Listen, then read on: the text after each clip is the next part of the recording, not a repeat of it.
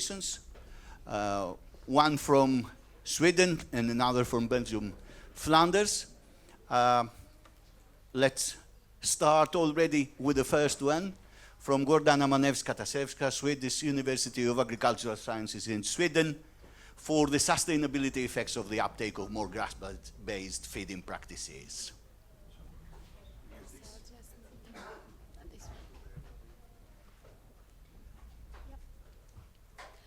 Hello everyone, we are moving from good morning to good afternoon soon. And we are also moving from good practices on how to collect FSDN data to researchers' headache on how to use FSDN data, and the hope that we have with the coming farm sustainability data network data. So that is what the presentation is about. I'm going to show you results for an evidence from Sweden. It's about sustainability effects of the uptake of more grass-based feeding practices in Sweden, and that's employed by or used by the dairy farmers in Sweden.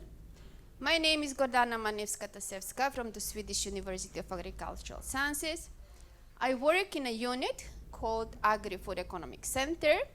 It's a platform with researchers from both Swedish University of Agricultural Sciences and Lund University. What we do is to provide governmental officials or agencies with research results that has policy meaning or whatever, can be used for policy making. So using good data sets is one of the key issues that we need to deal with and live with. So let's start. That's the outline of the presentation today. I'm going to present the case study, the variables that we have used, the challenges of using FSDN data. We'll touch upon a bit on alternative data sets that we have used. Not talking too much, it's just 10 minutes, but still. And then on the expected benefits and challenges with the data from the Farm Sustainability Data Network.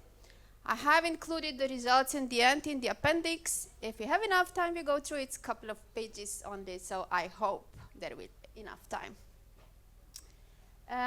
Yes, the aim of this study is to examine the effect. So it's not about the relationship, but it's about the effect on the sustainability performance coming from the uptake of grass-based feeding. And that is also what, studies analyzing the effect of different policy support is about. We use data from FSDN, and that is from 2002 to 2021. It's a panel data. It's also an important feature, and it's also very much desirable when we want to make or to do studies when we estimate or analyze the effect. It's not that easy to estimate the effect if it's not a panel data. And the effect is then estimated both on aggregate level, but also on farm level. So what we want to see if there is an effect on every farm when they change their practices. So that's what the result we are wishing to say or to answer. The study I'm going to talk about was not conducted to analyze any policy support, but it does have a policy relevance.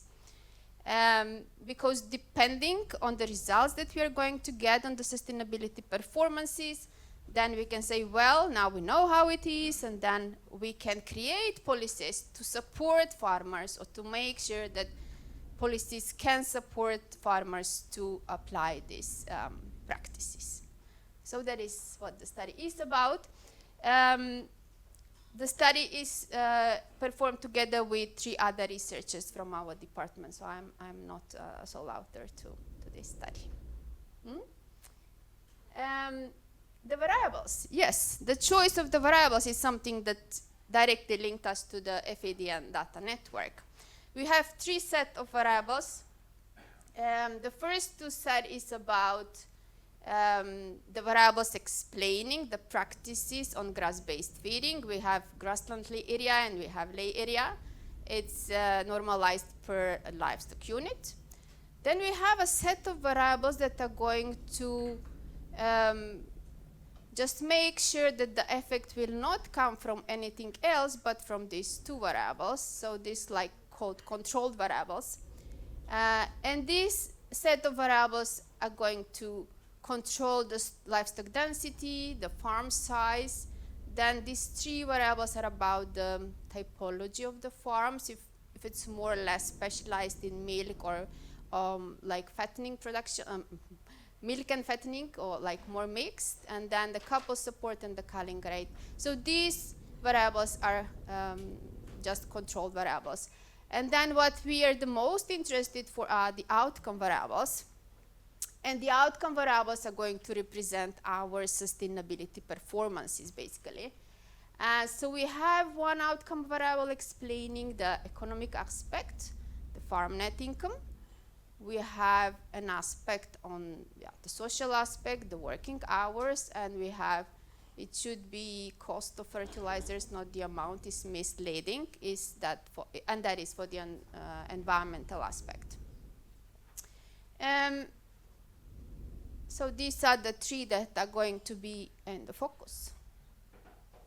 So what are the challenges of using FSDN data and combining alternative data sets?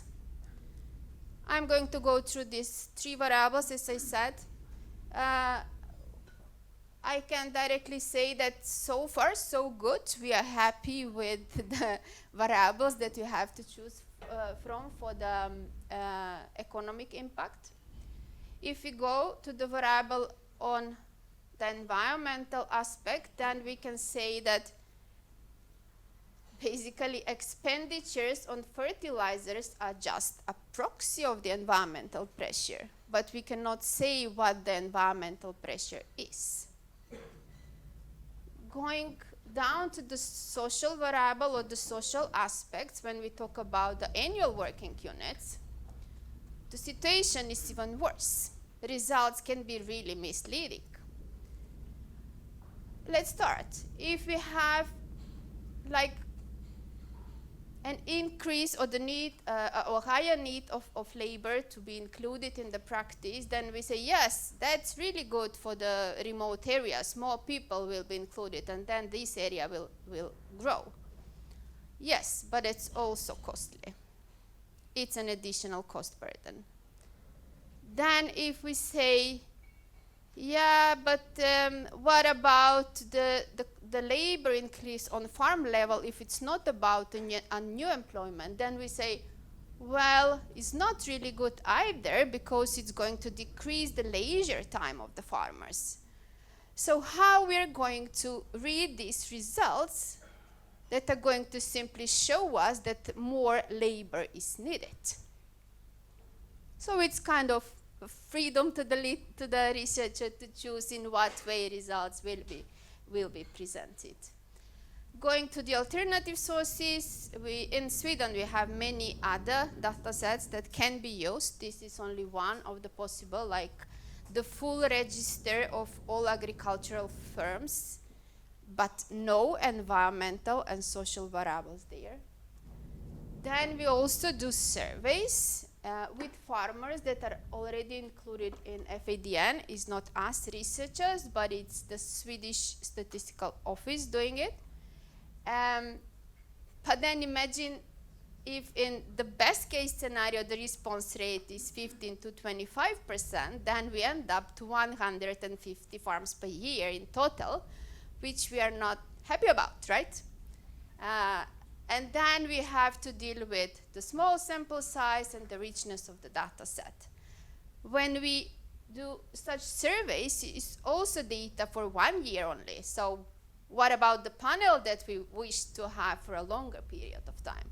So all these things are something that we live with and that we want to make sure that, okay, data we are presenting are correct and can be used by the politicians to make good policies.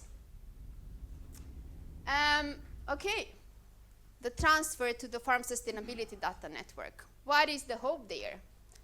Benefits, yeah, no changes for the economic variable. Environmental variable, yes. More environmental dimensions. I believe we will talk about it later as well. There will be more dimensions as well on the social variable. But when? How are we going to make this research like in the coming 5 years? It will take time until new data panels are built. And also, I believe we are also going to talk about the uncertainties with the collection data process that we are going to have next year already.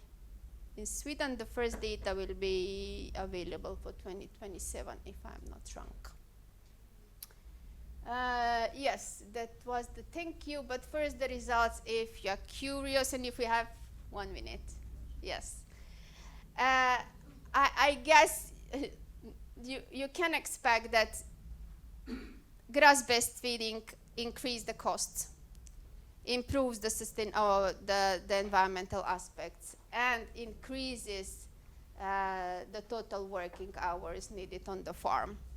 And also what we have found out is that there is a heterogeneity between farms that are conventional and organic, meaning that these effects are significant for conventional farms, but not significant for organic farming. Tables that you can have a look from the presentation that will be shared, I hope. Yeah. Then I go back here and say thank you. Good morning. So I am Linn Dumez. I work for the Agency for Agriculture and Fisheries in Flanders. It's one region of Belgium. We have 2 regions, Wallonia and Flanders, and each region has its own cap. So that's why it's completely separated, why I say I work for Flanders. I will present you one example of using FSDN data in evaluating a CAP intervention, a specific CAP intervention. Actually, the example is from a couple of years ago, so then it was still the RDP, only the second pillar, but we can also use it in the current CAP period, of course. First, little words about the intervention itself. It's about the investment support intervention. So farmers can receive funding for different kinds of investments, aiming to make their holdings more sustainable, more economically, ecologically and socially sustainable. We have a limited list, but it's a very long list, a limited list with eligible types of investments, and also it's a dynamic list. So during the years, investment types can be added. And there are different support rates. That depends on the one hand on the investment type itself, so on the sustainability it causes, and on the other hand on the age of the farmer. So the younger farmers can receive a higher support rate. In this intervention, we wanted to evaluate the impact on the economic sustainability, or the economic impact of the farms. You see here a link to the evaluation report. It's in Dutch, but yeah, if you want more information, I can give you.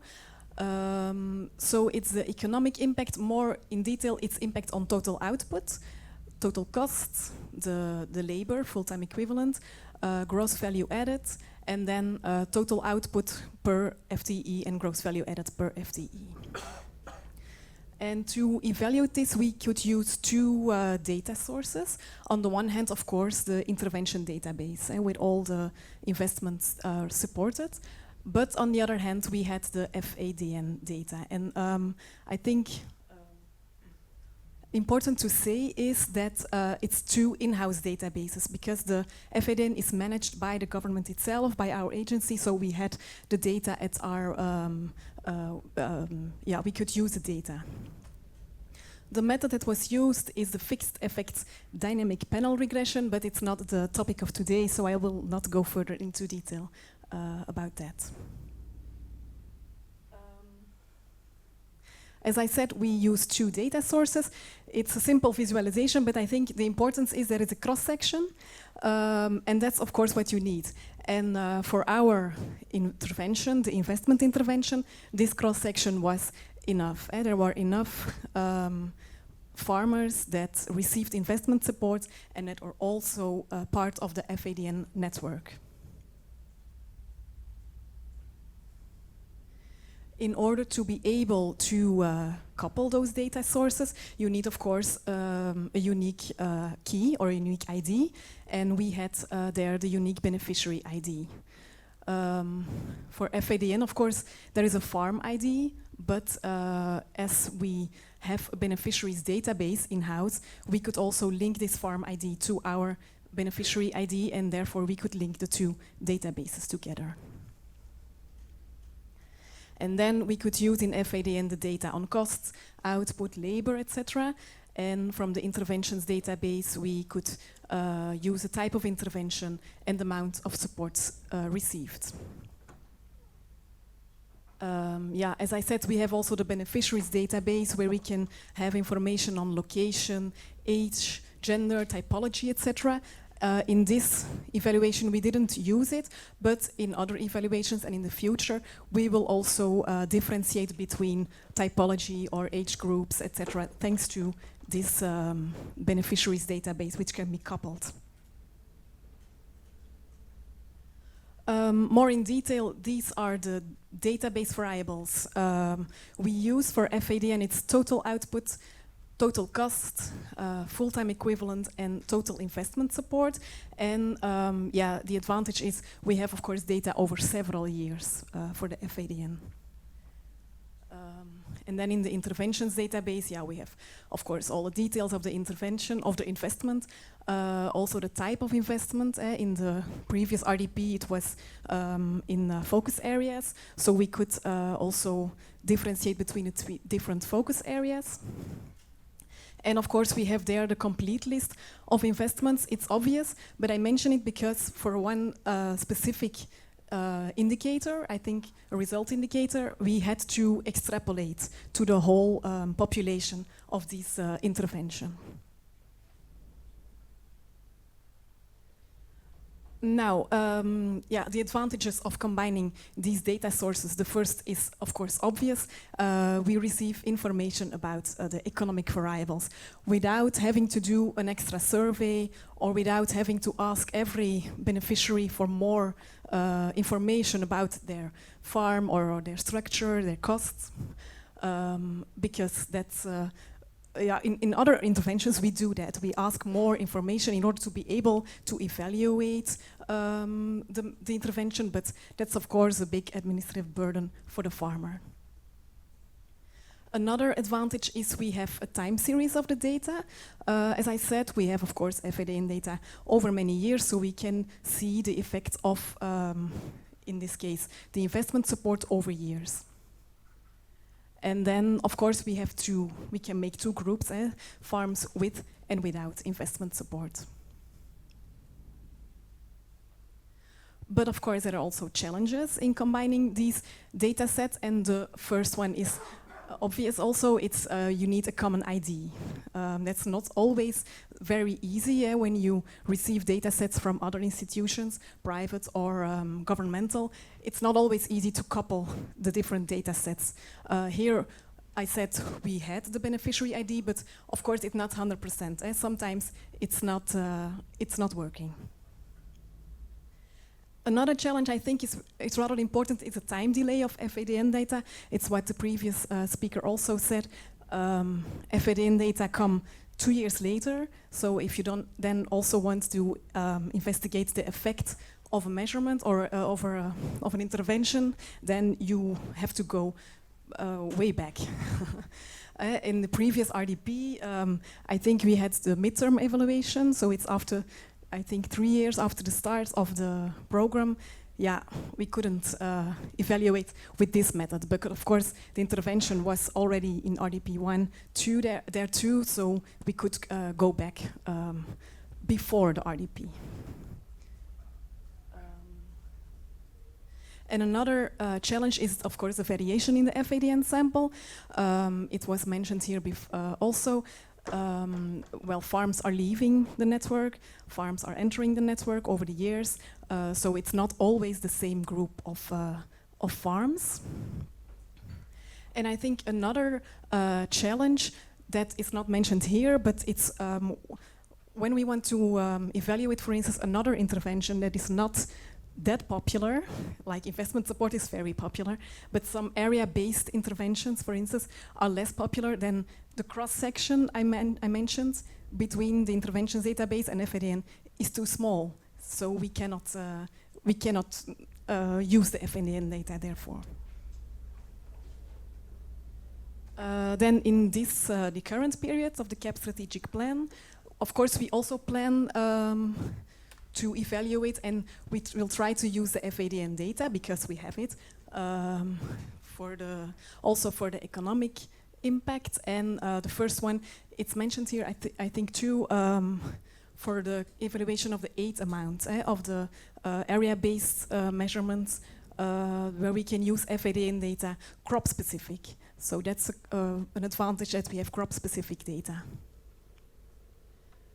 And another thing I just realized this on the train this morning is it's not about evaluation, but we used also FSDN data to calculate the standard earning capacity of the farms, and we use that to calculate if they are active farmer for the CAP or not. So here you can see more information. You can also always contact me, and I put also the two websites we have, one general, and the second is a website on indicators and on data sets. Most is in Dutch, but I can give you English information. Thank you.